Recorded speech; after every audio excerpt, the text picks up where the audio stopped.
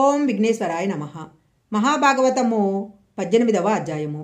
ధర్మరాజు వచ్చి విజయం కలగాలని ఆశీర్వదించమని అడగగా భీష్ముడు, నువ్వు ఇలా వచ్చి ఉండకపోతే నిన్ను శపించి ఉండేవాడిని. నీ గౌరవానికి పొంగిపోయాను. మీ 5గురి జోలికి రాను అన్నాడు. అప్పటికి మహానుభావుడు వృద్ధుడైపోయాడు. ఆయన చర్మమంతా ముడతలు పడిపోయింది.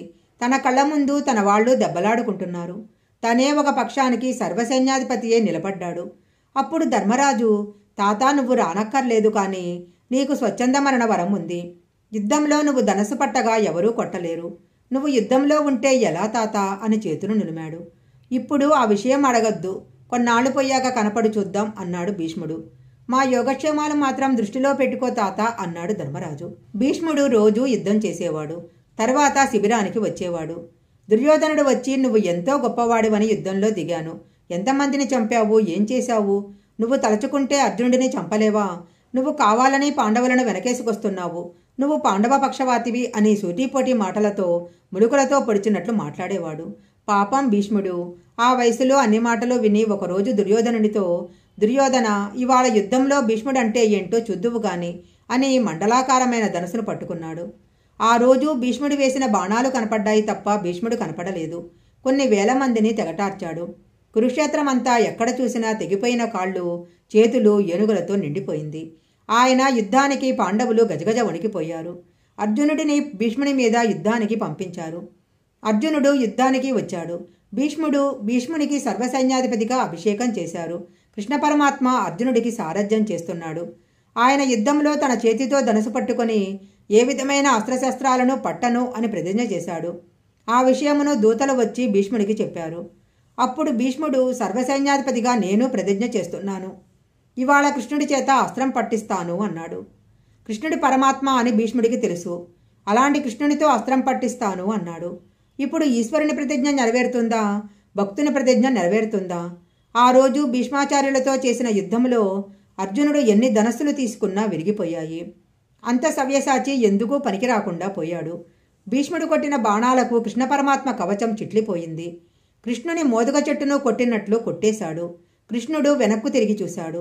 అర్జునుని శరీరంలో నుంచి నెత్తురు ఏరులే కాలిపోతుంది. కృష్ణుడు తాను చేసిన ప్రతిజ్ఞ మరచిపోయి భీష్ముడిని చంపి అవతల పారేస్తానని తన చక్రం పట్టుకుని రథం మీద నుంచి కిందికి దిగాడు. అప్పుడు భీష్ముడు తన కోదండము పక్కన పెట్టి కృష్ణుడికి నమస్కరించాడు. 10 రోజుల యుద్ధం పూర్తయిన తర్వాత ధర్మరాజు గారు కృష్ణుడిని పిలిచి అన్నారు, పితామహుడు యుద్ధం చేస్తుంటే ఇక మనం యుద్ధం చేయలేము. ఆయన సామాన్యుడు కాదు, అరివీర భయంకరుడు. ఆయనను యుద్ధం నుంచి ఆపటం ఎలా అని కృష్ణ పరమాత్మను అడిగాడు. అప్పుడు కృష్ణ పరమాత్మ, దీనికి ఒకటే పరిష్కారము.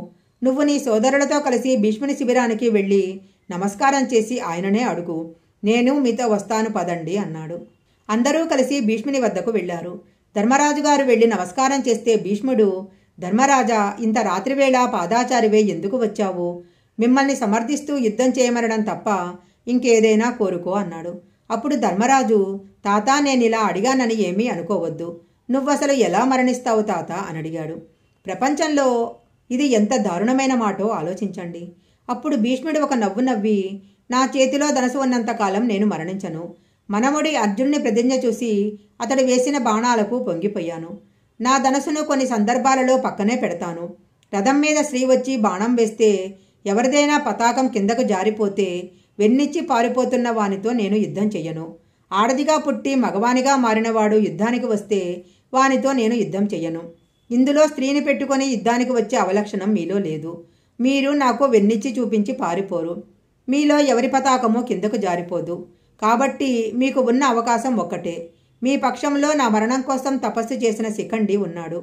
ఆ శిఖండిని అర్జునుడి రథానికి ముందు నిలబెట్టండి. అప్పుడు శిఖండి బాణాలు వేస్తే నేను ధనస్సు పక్కన పెట్టేస్తాను.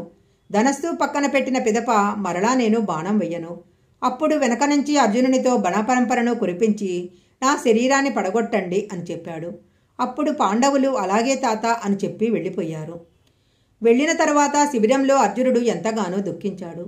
తండ్రి లేక మేము ఏడుస్తుంటే, ఆ రోజుల్లో నాన్న అని మేము ఎవరిని పిలవాలో తెలియక మా పట్ల అంత ప్రేమతో ఉన్న భీష్ముడి దగ్గరకు వెళ్ళి కౌరవులు మమ్మల్ని బాధ పెడుతుంటే నాన్న అని తెలియక మేము పిలిస్తే, నేను నాన్నను కాదు, నాన్న నేను తాతను అని చెప్పి ఆయన ఒడిలో కూర్చోబెట్టుకుని మాకు గోరుముద్దలు తినిపించాడు. మమ్మల్ని పెంచి పెద్ద చేశాడు. సర్వకాలాల యందు మా ఉన్నతిని కోరాడు. మాకు ఆశీర్వచనం చేశాడు. విలువిద్య నేర్పించాడు. అంతటి ధర్మమూర్తియే తన వంశాన్ని చూసుకోవాలని ఇంతకాలం నిలబడిపోయాడు. అలాంటి వాడిని సవ్యసాచి అయి గాంధీవం పట్టుకొని శిఖండిని అడ్డుపెట్టుకొని ఆయన మీద బాణపరంపర కురుస్తుంటే, ఆయన ఒంట్లో నుంచి నెత్తురు కారిపోతుంటే నేను కొట్టగలనా అని అడిగాడు. అప్పుడు కృష్ణుడు కొట్టక తప్పదు, ధర్మం కోసం కొట్టాల్సిందే, నువ్వు కొట్టు అన్నాడు. యుద్ధానికి వచ్చారు. శిఖండిని ఎదురుపెట్టి తీసుకొచ్చారు. అప్పుడు భీష్ముడు తన ధనస్సును పక్కన పెట్టేశాడు. పెట్టిన తర్వాత శిఖండి భీష్ముని మీదికి ఒకేసారి 100 బాణాలు వేశాడు. భీష్ముని కవచం దుళ్ళిపోయింది. అర్జునుడు ఆ రోజున వేసిన బాణపరంపరకు అంతే లేదు. భీష్ముని శరీరములో బొటనవేలంత సందు కూడా లేకుండా ఆయనను బాణాలతో కొట్టాడు. చుట్టూ బాణపంజరమే. మధ్యలో భీష్ముడున్నాడు. అన్ని వైపుల నుంచి నెత్తురు కారిపోతున్నది. వైపు చూపించలేదు కాబట్టి ఒక్క తల వెనక మాత్రం బాణాలు తగలలేదు. ఒంటి నిండా బాణపరంపర వేసిన తరువాత సూర్యుడు అస్తమించిన సమయంలో భీష్ముడు రథం మీద నుంచి కింద పడిపోయాడు. అలా పడిపోయినప్పుడు ఆయన శరీరము భూమికి తగలగలలేదు. బాణాలతో పడిపోయి ఉండిపోయాడు. అప్పుడు యుద్ధం ఆపి అందరూ పరుగుపరుగున భీష్ముని దగ్గరికి వచ్చేశారు. అప్పుడు భీష్ముడు నా పని అయిపోయింది, నేను స్వచ్ఛంద మరణాన్ని కోరాను, ఇంకా బ్రతికే ఉన్నాను, ఉత్తరాయణం వరకు నా శరీరాన్ని విడిచిపెట్టను.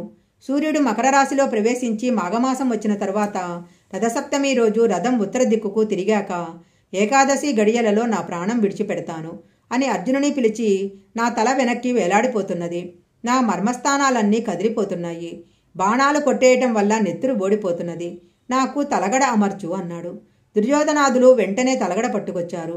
ఈ తలగడలు కాదు, నాకు కావలసింది యుద్ధభూమి యందు పడుకున్న వానికి బాణాలతో తలగడ ఏర్పాటు చేయాలి. అలాంటి తలగడను అర్జునుడు ఏర్పాటు చేస్తాడు అన్నాడు భీష్ముడు. అప్పుడు అర్జునుడు బాణాలతో తలగడను ఏర్పాటు చేశాడు. ఆ తలగడను ఏర్పాటు చేసుకొని, నేను ఈ యుద్ధభూమి యందే పడి ఉంటాను, ఎవరూ నా వైపు రాకుండా నా చుట్టూ కందకం తవ్వండి అని కందకం తవ్వించుకొని ఆ భూమి మీదే పడి ఉండిపోయాడు. మహాభాగవతము 18వ అధ్యాయము సంపూర్ణము.